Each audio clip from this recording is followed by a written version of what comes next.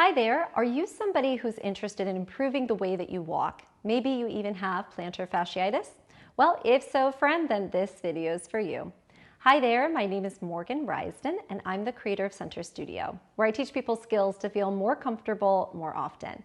Now, before we get started, friend, if you haven't already, be sure that you hit the subscribe button, also that notification bell. That way, anytime I make a video, you'll know. Now, today's video is part 3 of a 3-part series all about plantar fasciitis.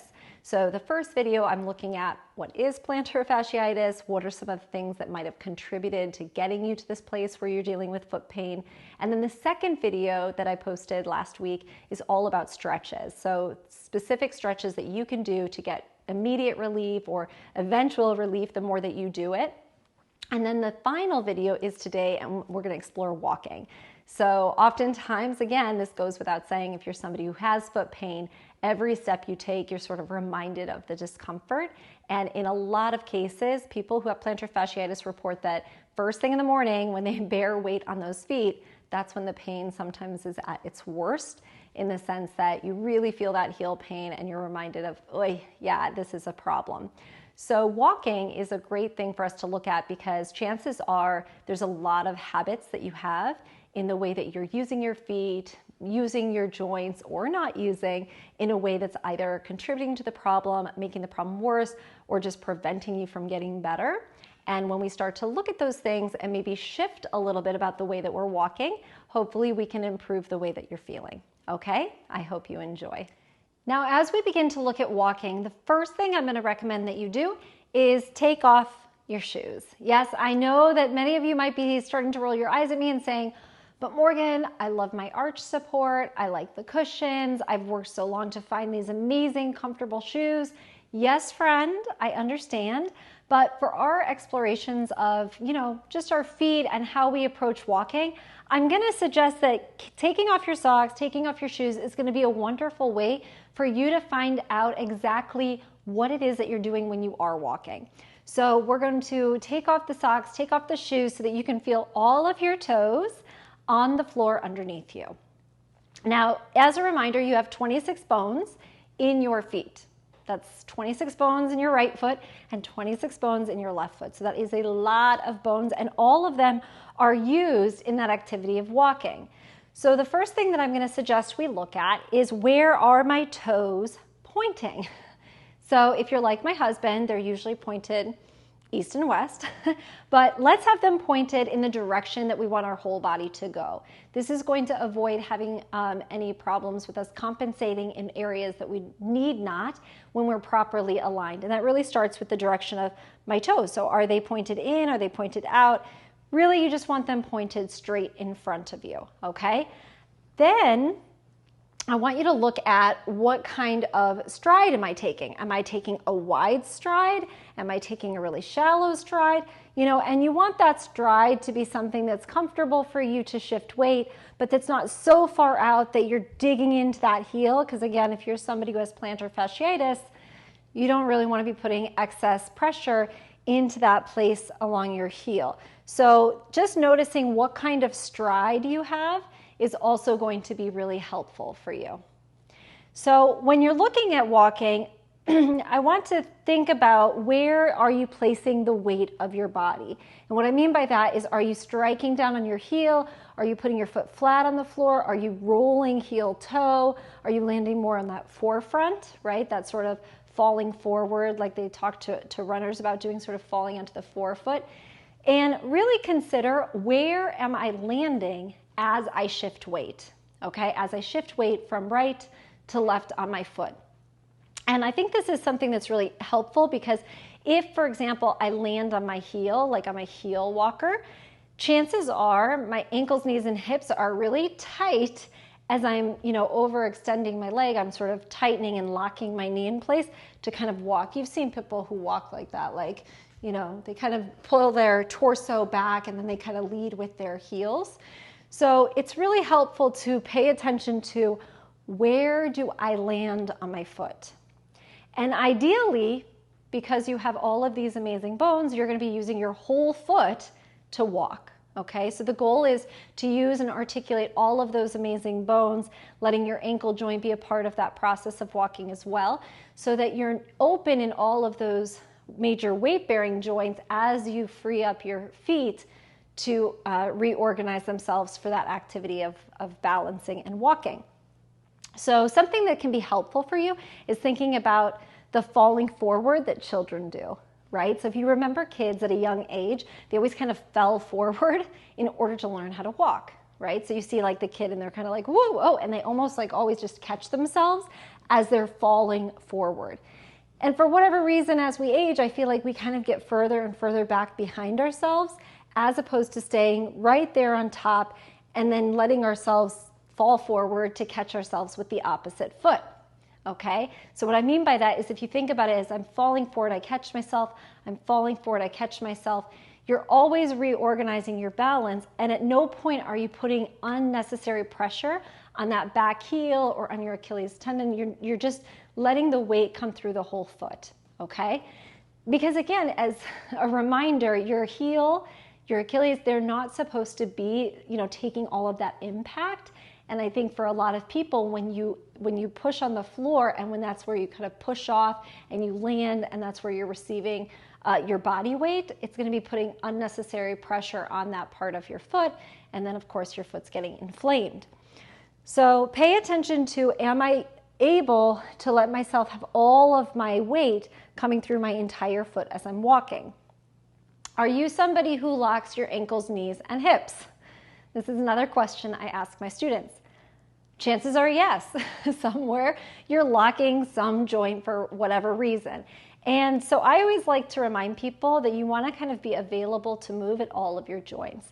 So sometimes I'll play a sort of game where I'll have students keep their feet on the floor and just sort of like, move around, but keeping the weight equally on all parts of the foot. So your toes are not coming up and neither are your heels to come onto your toes. It's that all of your weight is equally sort of shifting around your foot, but the foot stays in contact with the floor, okay? So are my ankles, are my knees, are my hips released? And you can kind of practice this at home on your own, where you just kind of sway. Like I could be brushing my teeth, right?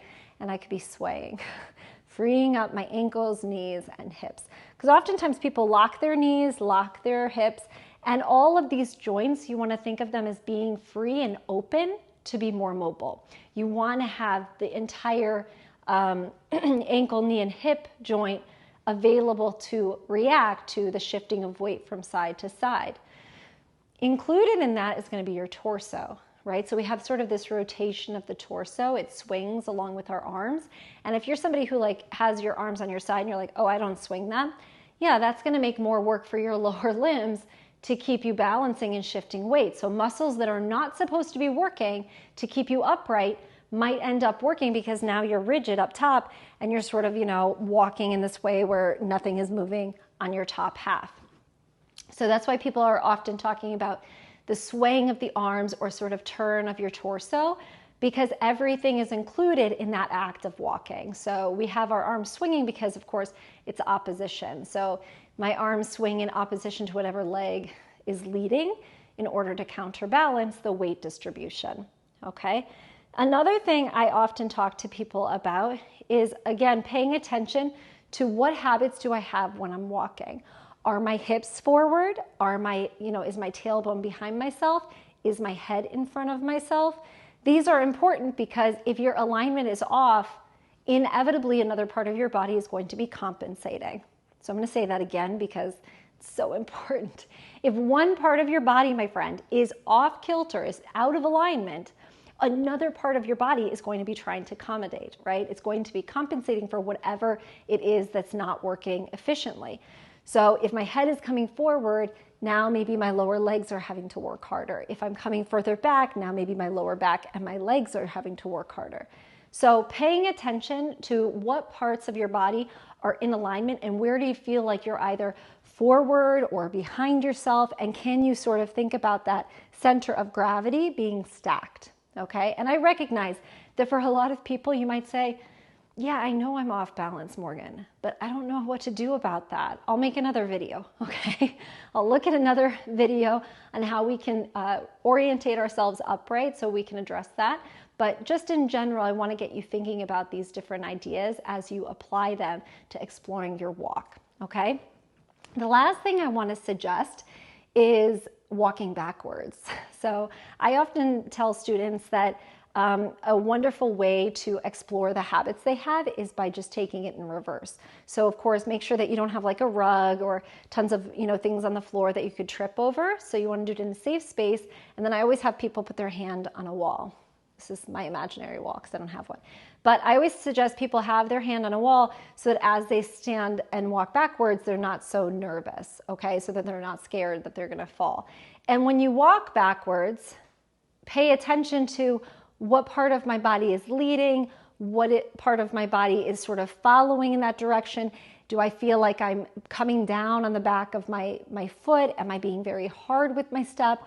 Or do I feel loose? Do I feel loose in my body? And then you can take it sort of forward and backwards, right? Because the habits that you have, chances are when you speed it up and go forward, there they are again, right? But when you slow them down and you sort of go backwards, you're more careful, you're being more considerate, or as I would call it, conscious of how you're walking. So you're paying more attention in that reverse than when you probably are going forward, because that's more habitually how you tend to walk. So that can be a wonderful example of how you can pay attention to the habits that you have and then explore, can I take some of the things that I noticed in reverse and then put them in forward? So for example, if I notice I'm leading here, but when I go back, this doesn't feel like it's coming forward anymore because I'm really just using my legs, can I then do that forward in space? Just use my legs and not pivot my pelvis forward or do any of the other number of habits that people acquire over the years, okay? Oh, one last tip. You can always use your ears. So I like to find all these different ways that people can learn. And one of the suggestions I've come up with when it comes to walking is listen to your feet on the floor. So if you have hardwood, it's a wonderful way to listen. Also, if you're in like an older home, it's great because you can really hear the feet on the ground, and that can give you feedback about how am I walking? Am I putting a lot of force on the back of my heel, or am I being careful? And the example I give students is if you have a baby that you just spent 30 minutes putting to sleep, you're not going to stomp out of there, without thoughtfulness. You're going to be really careful, like, whoa, just spent 30 minutes of my night putting that baby to sleep. Now I'm really careful about how I'm getting out of that room, right? So walking with this sort of consciousness to make sure that, oh, my joints are all free to move, my ankles, knees, and hips, and I'm walking out really carefully. That's kind of the idea. Can I have that much level of consciousness as I'm walking in my day-to-day life? I mean, you're not going to walk like this in life, but you are going to hopefully be freer in your joints so that you can move with ease and have your feet following your whole body, and that everything is moving in an organized and aligned fashion. I hope that you found today's video helpful, all about walking. I'm hoping that you'll also be inspired to explore your own personal habits that you have, either through self-observation, just paying more attention in your everyday life, or even just when you're out next, take a moment to look around you. How are other people walking? Where is their center of gravity? How are they using their feet and their joints, right? You can learn a lot just by observing other people. It can give you some insights so that you can question, oh, do I do that? Is that something that looks familiar to me? Or does that sort of seem like something I've noticed I do from time to time? So practice all of these skills of self-observation and then explore on your own. All right, if you haven't already, friend, of course, be sure to subscribe. You can also like and share with your friends. Until next time, take care. Ciao.